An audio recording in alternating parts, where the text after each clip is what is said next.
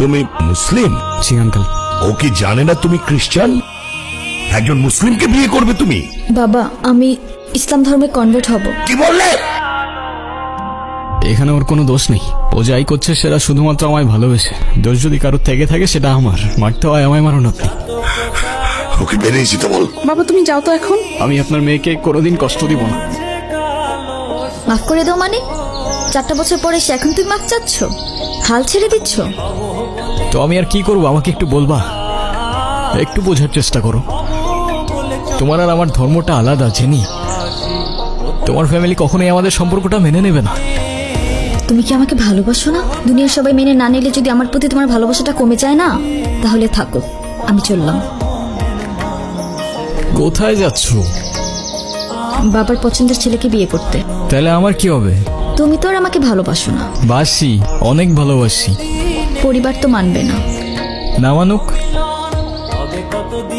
সমাজ কি বলবে? সমাজের বাইরে চলে যাব। কত দূর? যতদূর গেলে তোমার আর আমার ছোট্ট একটা সংসার হবে। আগলে রাখতে পারবে? সারা জীবন।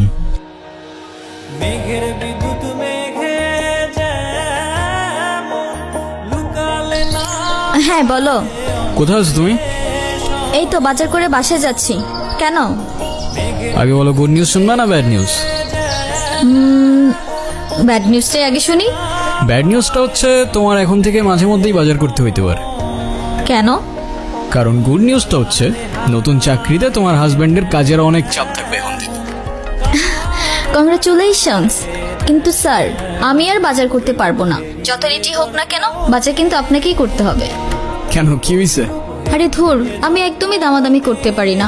আজকেও 150 টাকা ঠকে আসছি।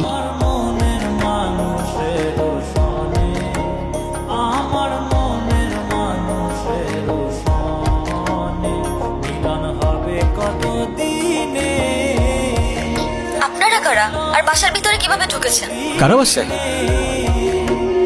হ্যালো?